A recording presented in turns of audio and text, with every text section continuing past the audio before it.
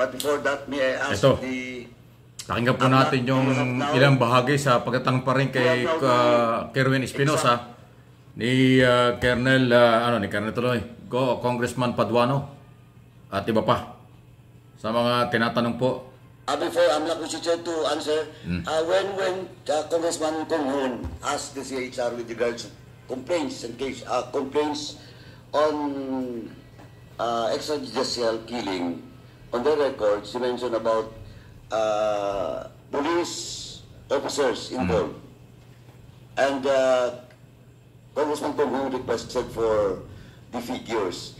But let me amend such, or a rejoinder on that. Can we request not only the figure, can we request the list of all the PNP officers in that complaint, no? And the circumstances.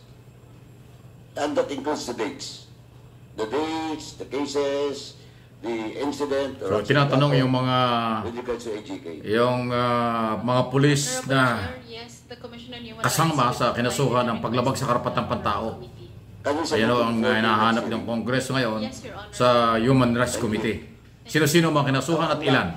With regards to the 5.1 billion... Kasi lumalabas po na meron pa rin talagang, o mga pulis talaga naging active noong mga panahong yun. Kawawa itong mga pulis na gamit. Pero hindi sila makatanggi dahil kung mga superior nila, mga opisyal na nag-uutos, talagang susunod lang sila. Pero mukhang paglabag po sa karapatang pantao nakataya. Sana nga mabago talaga ito. Sandali, tungkol pinag-usapan dito yung pera naman. So, AMLA, Anti-Money Laundering Council. 90 centavos.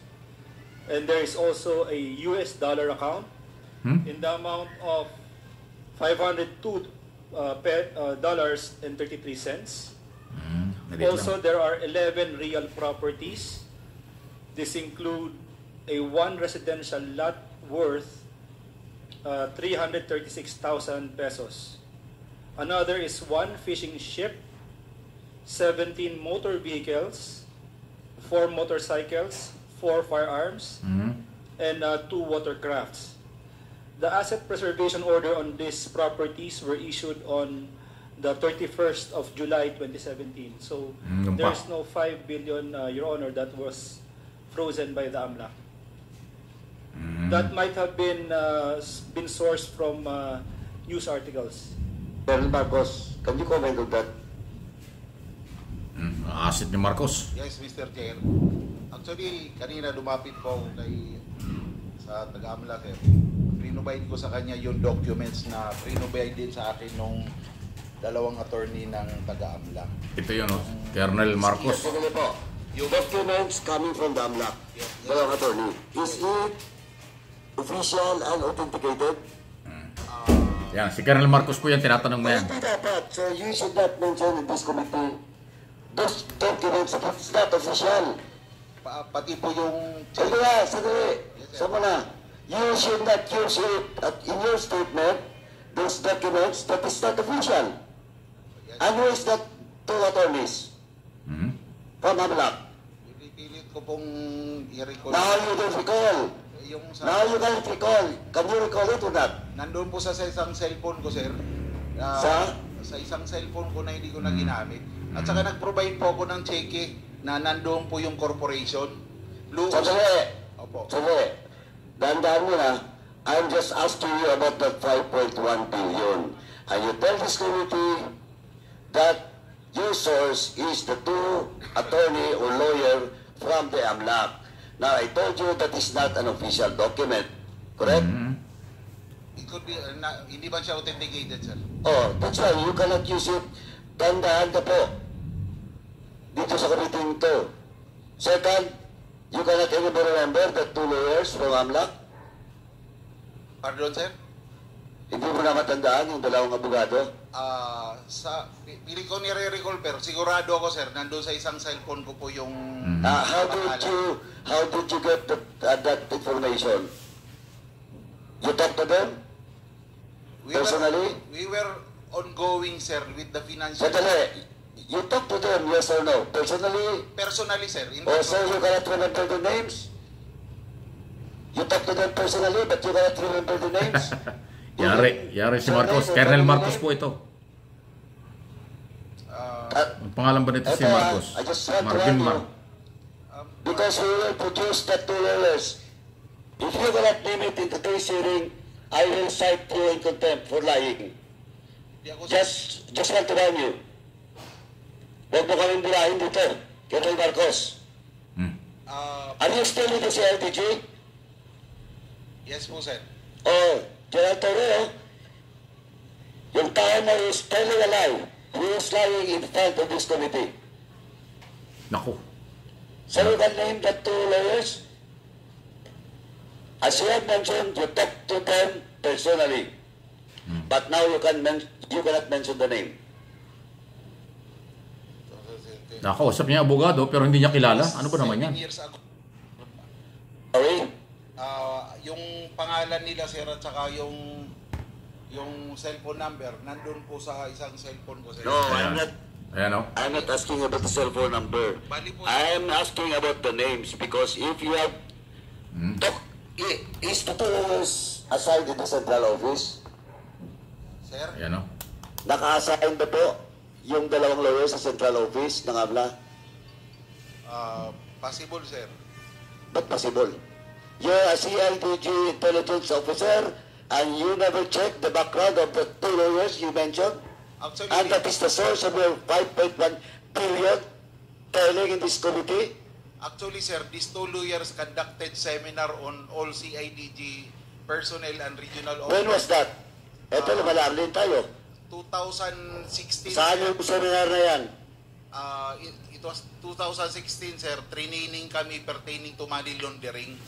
Saan yan? Dito, sir, sa Manila, lahat ng RC. Saan sa Manila? Isang hotel, sir. Saan hotel? O, di mo Hindi na naman matandaan yung hotel.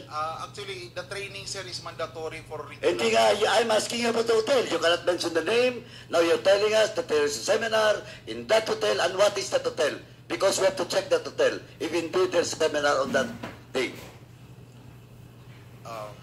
Oh. I'll try to recall, sir. Doon ko po nakilala yung dalawang lawyer.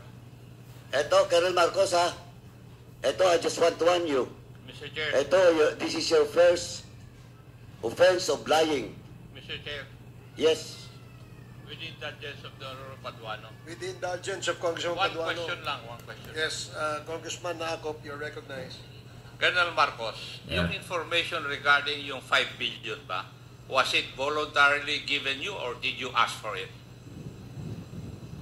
It was voluntarily given to me, sir. Then Because it is mandatory that you recall the names of the two AMLA.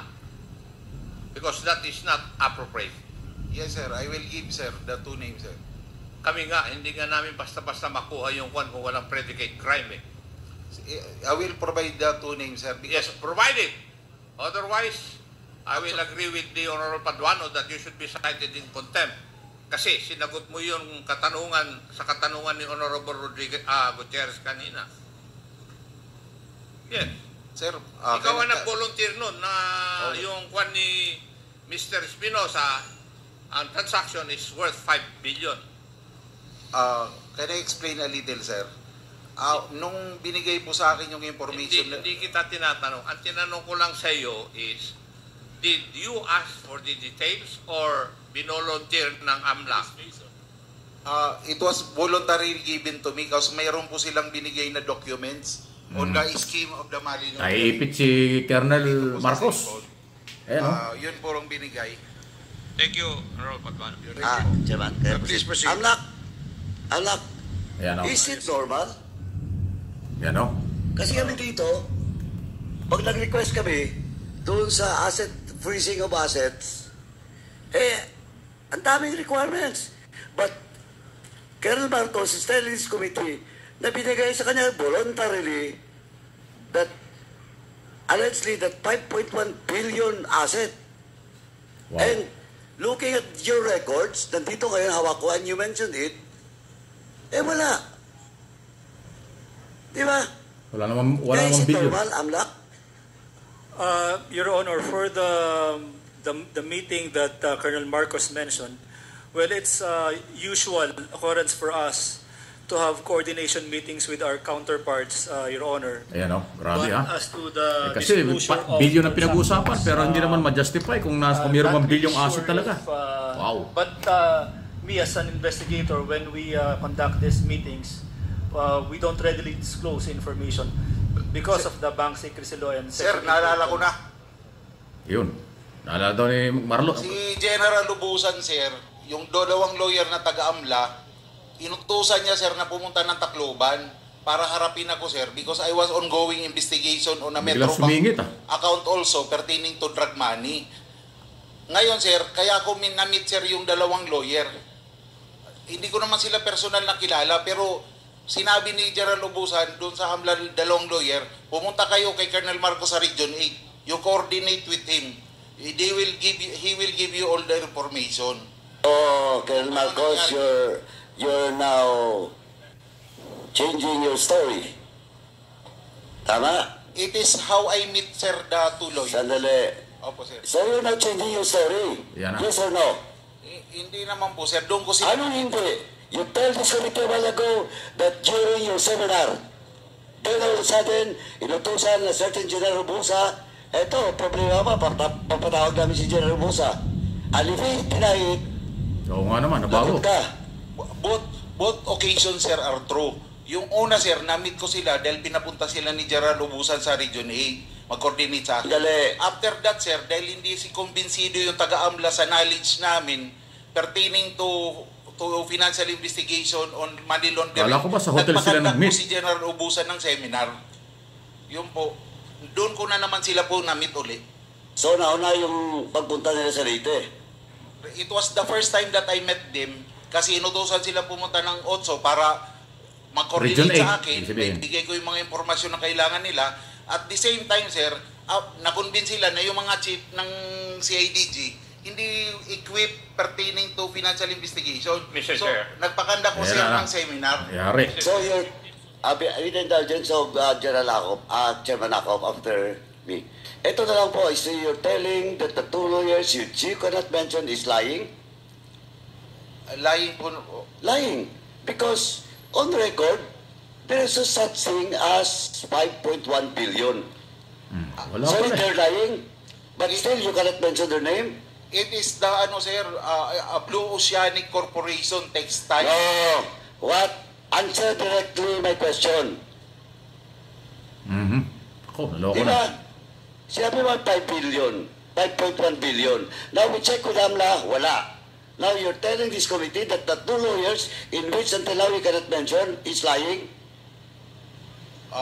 Wala naman sila dito, sir, para hindi na yung sinasabi ko. Ah, hindi. This is record. Record ng AMLA eh. Nako, Colonel Marcos, are you a lawyer? Hindi naman po. Oh, wag kang mag-lawyering dito. Hindi po ako O nagdolor. palusot ka, ha? I am not a lawyer. Pero hindi ka pwedeng lumusot dito. Sir, it's an honest to goodness information, sir. Wala akong motibo, sir. Kasi sabi ng AMLA, walang 5 billion eh. Sabi mo meron. Eh, sana saan yung... Ikaw mismo voluntarily. When you are being asked by Kong Rhodes, Oh, ayan na. now hindi mo ma-mention yung pangalan. Naipit na po si Colonel Marcos. Ako, isa yun sa mga dapat madisiplina ng CIDG. Loko na. Nadagdagan ng trabaho ni General Torre. Ayusin yan. You cannot produce the name. Then you will tell this committee Ayan o. that you're telling the Kasi truth. sinasabi nila, meron daw 5 billion. Tungkol doon sa mga illegal activities. Eh ngayon, sabi ng AMLA, wala naman. Ay, isang galing yun. So, mukhang may nagpapaikot Nirecord si ko Colonel yung pangalan niya. Marcos Or ng CIDG PNP. that you were ordered by Anyway, the in-comment Secretary reaction, Rosa malaya to- po kayo dahil to- iba ho yung to- talagang tinututukan natin itong or lawyers. mga public hearing sa Quad Committee. Tinawagan lang po Quadcom ako, Sir public Peter. hearing Wala problema. tungkol sa masalimuot na Because usaping ito. action is verbal. Please like, subscribe, and follow. Oh.